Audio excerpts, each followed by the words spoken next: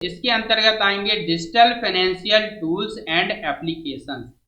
Digital financial tools and application से मतलब है कि वित्तीय लेन देन के लिए जो डिजिटल माध्यम प्रयोग किए जाते हैं, जैसे भीम ऐप, जीपे, गूगल पे, भीम ऐप, फोन पे, ये सब, और उनके उपयोग क्या है, उनके अनुप्रयोग क्या है। ठीक है, तो चलिए एक एक करके सारे प्रश्नों को समझेंगे। और देखिए रिक्वेस्ट एक बार फिर से कि आप अगर वीडियो पर नए हैं तो वीडियो को कर दीजिए लाइक और चैनल को कर दीजिए subscribe.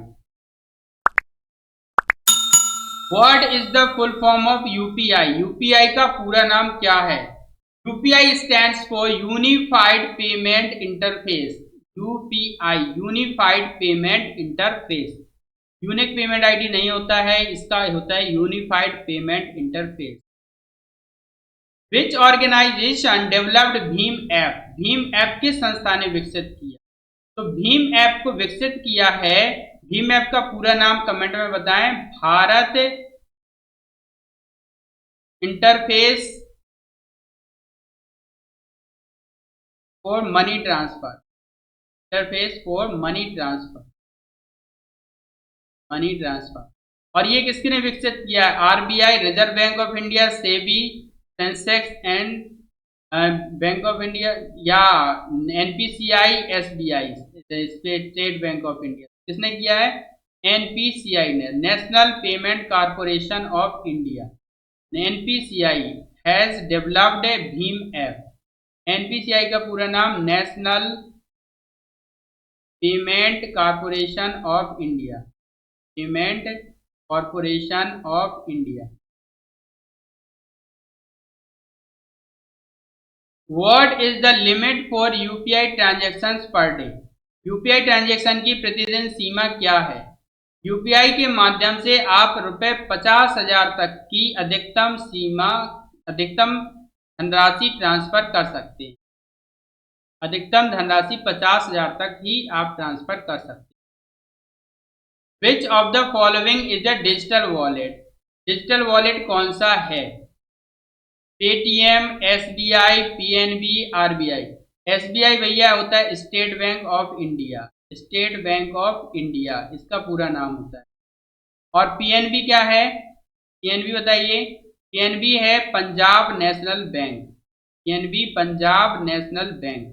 RBI stand for reserve bank of India. जबकि पेटीएम एक डिजिटल वॉलेट है। पेटीएम क्या है? एक डिजिटल वॉलेट है।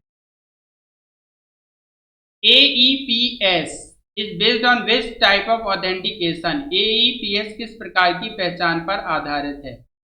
OTP, password, fingerprint, email. तो ईमेल तो नहीं है, ये AEPS है फिंगरप्रिंट पर आधारित। AEPS is based on which type of authentication? तो ये फिंगरप्रिंट पर आधारित होता है। क्या है? यहाँ पे एक प्रश्न आता है AEPS। AEPS का मतलब होता है Aadhaar enabled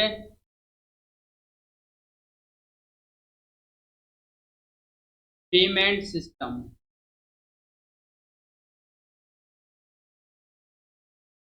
AEPS stands for Aadhaar enabled payment system and AEPS BFD यानी कि बायोमेट्रिक फिंगर डिटेक्शन पे काम करता है।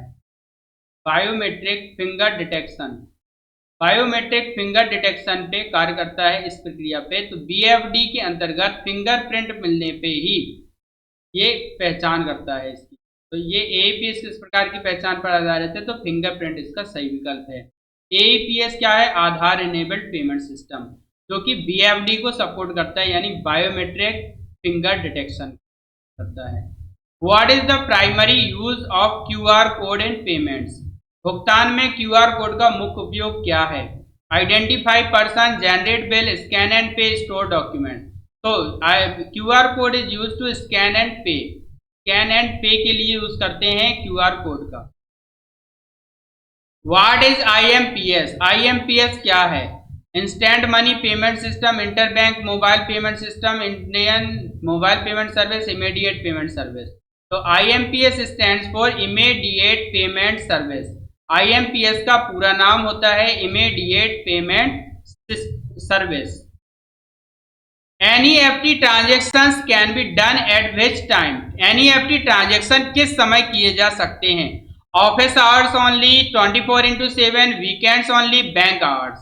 तो यहाँ पे NEFT ट्रांजेक्शन 24/7 आवर किए जा सकते हैं, किसी भी टाइम आप कर सकते हैं। विच app is not used for digital payment? इनमें से कौन सा ऐप डिजिटल पेमेंट के लिए नहीं है? गूगल पे, फोन पे, एडोब रीडर, भीम। इसमें एडोब रीडर एक PDF रीडर होता है, PDF portable document format reader होता है, इसलिए ये एक पेमेंट ऐप नहीं है। जबकि गूगल पे, फोन पे, भीम एक तरह के पेमेंट गेटवे ऐप होते हैं, ठीक है, पेमेंट ऐप होते हैं। एंड अगला प्रश्न है, what is the full form of POS? POS का पूरा नाम क्या है? POS एक तरह की मशीन होती है जो आपने किसी शॉपिंग मॉल में जरूर देखी होगी। इस तरह की एक मशीन रहती है जिसमें आप अपने कार्ड को एनेबल करके लगाते हैं और कार्ड को ये स्कैन कर लेता है और यहाँ पे आप पिन नंबर डाल देते हैं तो ये आपको बिल जनरेट कर देता है। इसको पॉइंट ऑफ सेल बोलते हैं। क्या बोलते हैं? पॉइंट ऑफ सेल इसका सही विकल्प है। अगला प्रश्न है, विच mobile wallet does not permit cash withdrawal? कौन सा मोबाइल वॉलेट कैश विड्रॉल की अनुमति नहीं देता है? Open wallet, semi open wallet, semi close wallet. कोई सा भी वॉलेट हो भाई साहब, ये वॉलेट जो इलेक्ट्रॉनिक वॉलेट बनाए गए हैं वो नगद लेन देन के लिए नहीं है, यह डिजिटल पेमेंट करने के लिए है। किस लिए है? डिजिटल पेमेंट्स के लिए। तो कैश विड्रॉल करने की सुविधा कोई भी नहीं देता है। ऑल ऑफ दी एबव अनुमति नहीं देते हैं। कोई भी कार्ड, कोई भी वॉलेट अनुमति नहीं देता है डेबिट कार्ड को छोड़ के। व्हाट इज ई रूपी? ई रूपी क्या है? ई रूपी, ई वाउचर, एम पैसा, क्लोज वॉलेट, पेटीएम सर्विस। क्या है? एक तरह का ई वाउचर है। ई रूपी क्या है? एक तरह का इलेक्ट्रॉनिक वाउचर है, ठीक है। अगला प्रश्न है, भारत में क्रेडिट कार्ड शुरू करने वाला पहला बैंक कौन सा था? तो central bank of India, state bank of India, HDFC, ICICI। तो इसमें कौन सा है? पहला है इसका सही विकल्प central bank of India. Central bank of India ने 1980 में पहला क्रेडिट कार्ड लॉन्च किया था, पहला क्रेडिट कार्ड परिचय कराया था। बाद में उसी ईयर में दूसरा बैंक है के द्वारा ये तैयार किया गया और के बाद में विजया बैंक द्वारा, कौन सी बैंक? विजया बैंक द्वारा एक क्रेडिट कार्ड का मास्टर कार्ड लॉन्च किया गया था विजया बैंक द्वारा। तो यहाँ पे सही विकल्प कौन सा है? Central bank of India. अगला प्रश्न है, VPA का मतलब वर्चुअल पेमेंट एड्रेस है। जब आप कहीं पे पेमेंट करते हैं तो आपको वहाँ का वर्चुअल पेमेंट एड्रेस डालना होता है, जैसे ram@OK एक्सेस, ठीक है। तो ये क्या है? एक तरह से वर्चुअल पेमेंट एड्रेस होता है, तो ये ट्रू है, ठीक है। VPA का मतलब वर्चुअल पेमेंट एड्रेस है। OTP one time password is used for safe login and safe online transfer of money. या सुरक्षित लॉगिन या सुरक्षित पैसा ट्रांसफर, सुरक्षित लेन देन के लिए OTP का इस्तेमाल होता है। तो यस, ये ट्रू है, सही एक स्टेटमेंट, ट्रू स्टेटमेंट है। के बाद है, इन UPI भुगतान प्रणाली में वर्चुअल पेमेंट एड्रेस अनिवार्य है। तो अगर आप UPI भुगतान करने जा रहे हैं यानी UPI पेमेंट कर रहे हैं तो आपको VPA की जरूरत पड़ती ही है। आप बिना VPA डाले पेमेंट नहीं कर पाते हैं। वो बात अलग है QR कोड स्कैन करते हैं तो QR कोड में भी VPA आपका शामिल होता है, ठीक है, VPA दिया होता है। Can you use more than one UPI application on the same mobile if they are linked to the same bank account? क्या आप एक ही मोबाइल पर एक से अधिक UPI एप्लीकेशन का उपयोग कर सकते हैं यदि वे एक ही बैंक खाते से जुड़े हुए हैं? तो बिल्कुल, आप देखिए भीम डाल लेते हैं उसी में एक्सिस का डाल लेते हैं, उसी में आप फोन पे, गूगल पे कई डाल लेते हैं। तो ये एक प्रश्न किया गया है, तो ये एकदम सही कथन है, ट्रू है ये, ठीक है। इसके बाद फिर से प्रश्न आता है, MMID में कितनी संख्याएं होती हैं? How many digits in MMID? MMID में कुल 7 संख्याएं होती हैं। कितनी होती हैं? 7 संख्याएं। MMID में 7 संख्याएं होती हैं। अगला प्रश्न है आरटीजीएस सुविधा कब शुरू हुई? When did the RTGS facility start? 2002, 2004, 2005, 2008? तो 2004 में 24 मार्च 2004 को ये सुविधा शुरू की गई थी आरटीजीएस की, जबकि 29 अप्रैल 2004 को यह सुविधा आम जनमानस के लेन देन के लिए अप्लाई हो गई, शुरू की गई। ठीक है, और ये आरटीजीएस का मतलब क्या है? आरटीजीएस का पूरा नाम होता है real time gross settlement. Real time gross settlement, gross settlement, इसका पूरा नाम भी पूछ लिया जाता है कभी कभी। ये रियल टाइम ग्रॉस सेटलमेंट 24 मार्च 2004 को शुरू किया गया और इसका जो सेवा है वो 24 घंटे उपलब्ध होता है। 24 घंटे इंटू 7 दिन और पूरे 365 दिन, तो पूरे टाइम आरटीजीएस की सुविधा उपलब्ध होती है। इस पे बैंक के द्वारा ऑनलाइन कुछ शुल्क भी निर्धारित है। तो अगला प्रश्न है क्रेडिट कार्ड में एपीआर क्या है? एपीआर बोले तो एनुअल परसेंटेज रेट होता है। एनुअल परसेंटेज रेट, वार्षिक प्रतिशत दर, ठीक, एनुअल परसेंटेज रेट होता है। प्रश्न, भारतीय रुपए के चिन्ह रुपए को किस वर्ष मान्यता मिली? तो इसे मान्यता मिली 2010 में। इसे 15 सितंबर 2010 में अंबिका सोनी जी के द्वारा तैयार किया गया, अंबिका सोनी। और इसके लिए उदय कुमार जी को 2,50,000 का नगद भुगतान मिला था, नगद रिवार्ड पुरस्कार प्रदान किया गया था। ठीक, तो ये 2010 में भारतीय रुपए के चिन्ह को मान्यता मिली। What does C2B stand for? C2B का अर्थ होता है, तो C2B का अर्थ क्या है? Consumer to business, both of these, none of these, customer to business. तो यहाँ पे कस्टमर टू बिजनेस होता है, कंज्यूमर टू बिजनेस, कंज्यूमर या कस्टमर एक ही आप कह सकते हैं, तो बोथ ऑफ दीज यहाँ पे सही रहेगा। ठीक है, बोथ ऑफ दीज C2B का अर्थ है। What is the size of a ₹500 note? 500 रुपए के नोट का आकार क्या है? 55 mm, 150 mm? तो इसका सही विकल्प 56 mm, 170 mm या ये। तो ये 66 mm, 150 mm, 66 गुणा 150 mm होता है एक आपके 500 के नोट का आकार। भारत में किस बैंक ने पहला एटीएम जारी किया था? Which bank issued the first ATM card in India? Bharat में किस बैंक ने पहला एटीएम जारी किया था? तो भारत में पहला एटीएम जारी किया था HSBC बैंक ने। HSBC ने पहला एटीएम जारी किया था। यहाँ पे एटीएम कार्ड की बात की जा रही, तो एटीएम पहला जारी किया था HSBC बैंक में। कितनी बार गलत ओटीपी डालने पर कार्ड को ऑनलाइन भुगतान के लिए ब्लॉक कर दिया जाता है? तो ये बात आपको पता होगी कि अगर आप 3 से अधिक बार से ज्यादा अगर आप करते हैं गलत ओटीपी दर्ज, तो आपका कार्ड हो जाता है ब्लॉक। अगले प्रश्न पे आते हैं, what is the full form of ABRS? ABRS का पूरा नाम क्या है? ABRS का पूरा नाम भाई देखिए, आधार बेस्ड रेमिटेंस सर्विस होता है ABRS का मतलब। ABRS मतलब आधार बेस्ड रेमिटेंस सर्विस। रेमिटेंस मतलब भुगतान या निकासी, ठीक है, तो पैसे निकालना रेमिटेंस कहलाता है। Full form of APES? APES का फुल फॉर्म क्या है? APS का फुल फॉर्म कल आपको मैं बता दूं, आधार इनेबल्ड पेमेंट सिस्टम होता है। क्या होता है? आधार इनेबल्ड पेमेंट सिस्टम, में बायोमेट्रिक वगैरह चलता है। ठीक है, केवाईसी मीन्स, केवाईसी का मतलब होता है, केवाईसी का मतलब होता है नो योर कस्टमर। क्या होता है? नो योर कस्टमर, अपने ग्राहक को जानिए। बैंक गोल्ड लोन देता है, bank gives gold loan. Gold loan कब देता है? टू द ज्वेलरी बिजनेस, आभूषण का व्यापार करने के लिए, सोने के आभूषण खरीदने के लिए, सोने के आभूषण गिरवी रखने के लिए, या ऑल ऑफ दी एबव। तो इसका सही विकल्प है टू प्लेस गोल्ड ज्वेलरी, सोने के आभूषण गिरवी रखने के लिए। अगर आप सोने के आभूषण को गिरवी रखते हैं तो आप गोल्ड लोन ले सकते हैं। What is the full form of IMEI? आपने देखा होगा अपने सेल फोन जब खरीदते हैं तो उसमें एक बारकोड टाइप का दिया होता है, उसमें कुछ नंबर लिखे होते हैं, इसको बोलते हैं IMEI। जो कि आपके मोबाइल का आइडेंटिफिकेशन होता है। तो मोबाइल इक्विपमेंट आइडेंटिटी बोलते हैं इसको। तो इसका सही विकल्प क्या है? Internet mobile equipment identity, international mobile electronic identity, international mobile equipment identity. तो सी इज द करेक्ट ऑप्शन।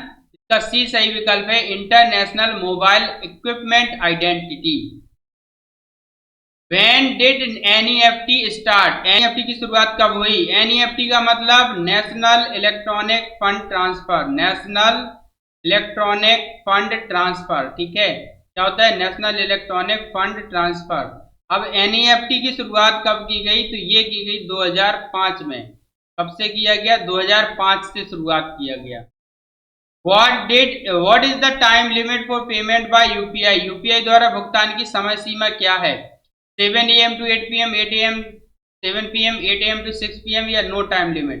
तो देखिए यूपीआई द्वारा भुगतान आप कभी भी किसी समय कर सकते हैं, so there is no time limit. Sending money through UPI is called, UPI के माध्यम से पैसे भेजना क्या कहलाता है? Push, pull, send, forward. क्या कहलाता है? पुश कहलाता है। जब आप यूपीआई के माध्यम से ट्रांजैक्शन करते हैं तो ये पैसे भेजने की प्रक्रिया को पुश कहा जाता है।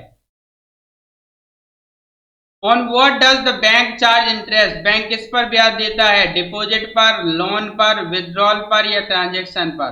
तो बैंक किस पर ब्याज लेता है? यहाँ पे ध्यान दीजिएगा, ये लिखा है लेता है।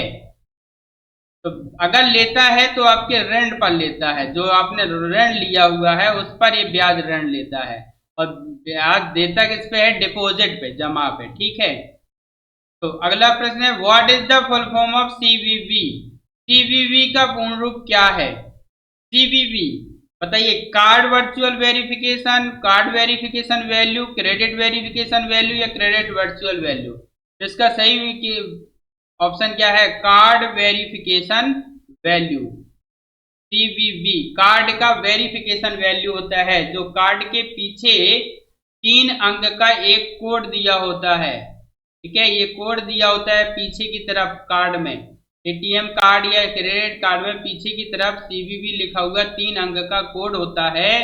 यह कार्ड वेरिफिकेशन वैल्यू होता है और इसको आपको किसी को बताना नहीं है। कोई भी किसी समय आपसे फोन करके पूछे तो ध्यान रखें, सीवीवी 3 अंकों का ना बताइए, वरना आपने ओटीपी है बता दिया, समझ लीजिए आपने पासवर्ड है बता दिया। ठीक है, तो ये आपको नहीं बताना है। निम्नलिखित में से कौन सा क्रेडिट कार्ड का प्रकार है? Which one of the following is a type of credit card? Master card, visa, both A and B, none of these. तो both A and B is correct option. Master card और visa दोनों ही credit card के प्रकार हैं। Ten का पूर्ण रूप क्या है? Tax account number, no.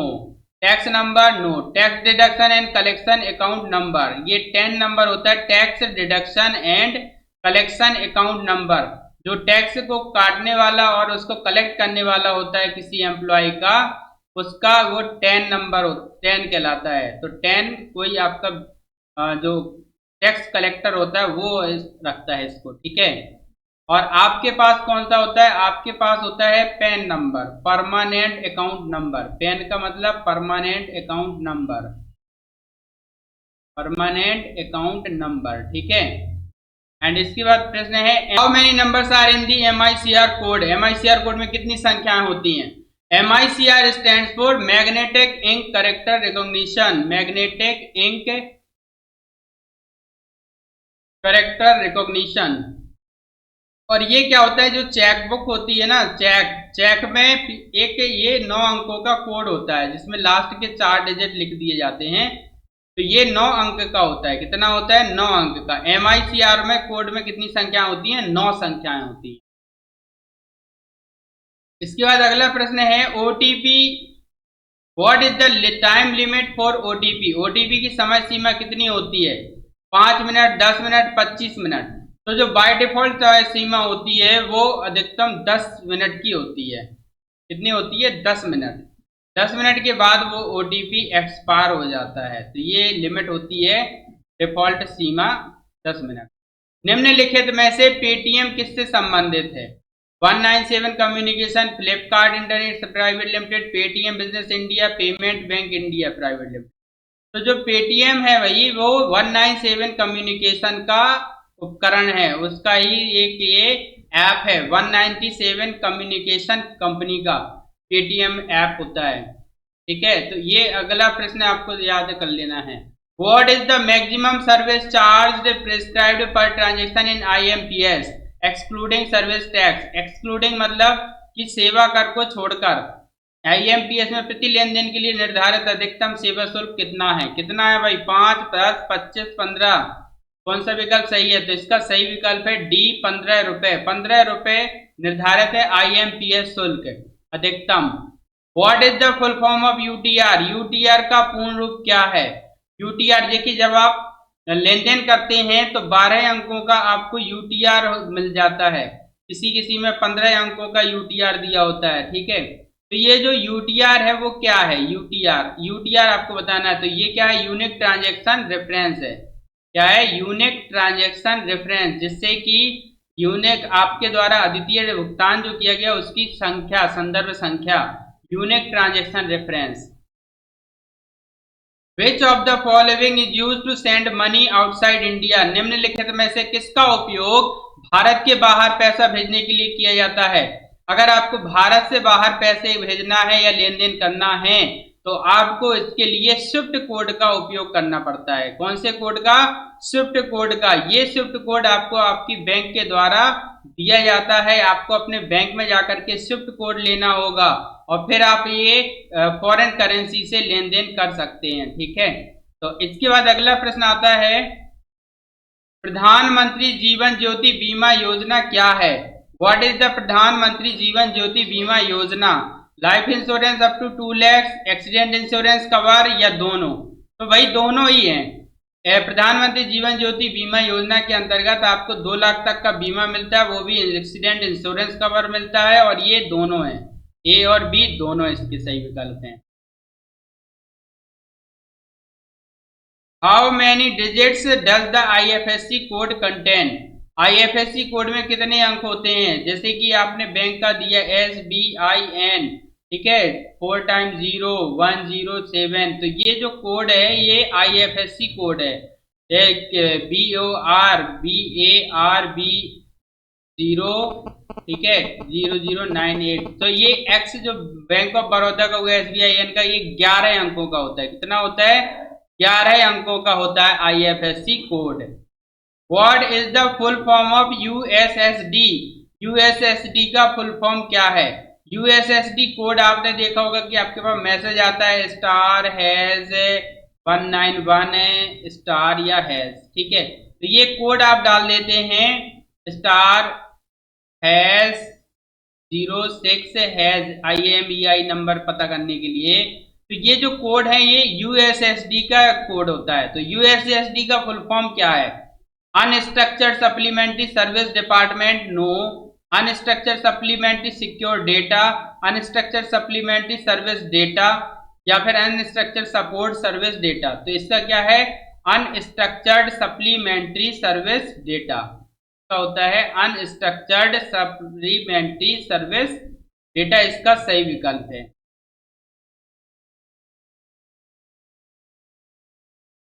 अगला प्रश्न है, e wallet is used for? E wallet का इस्तेमाल होता है किसमें होता है? Cheque payment, cash payment, digital payment या नन ऑफ द अबव? तो ये डिजिटल पेमेंट के लिए ई वॉलेट का उपयोग या इस्तेमाल किया जाता है।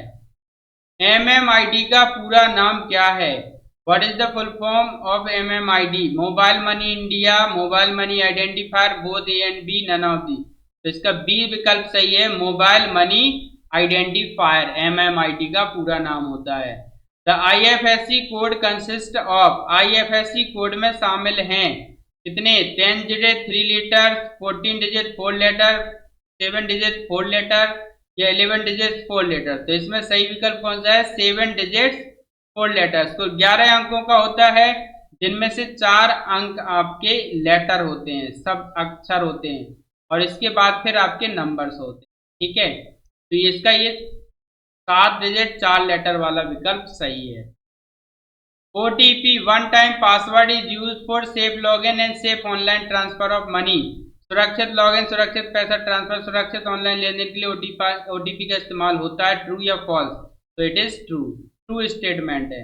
तो ये थे 50 प्रश्न। आशा है कि आपको वीडियो पसंद आया होगा। वीडियो को लाइक जरूर कर दीजिएगा और वीडियो को शेयर जरूर कर दें। एंड इसके बाद आपको सबसे जरूरी काम करना वो है चैनल को सब्सक्राइब करने का। तो चैनल को सब्सक्राइब भी कर लीजिए। मिलते हैं नेक्स्ट पार्ट में, तब तक के लिए बाय बाय।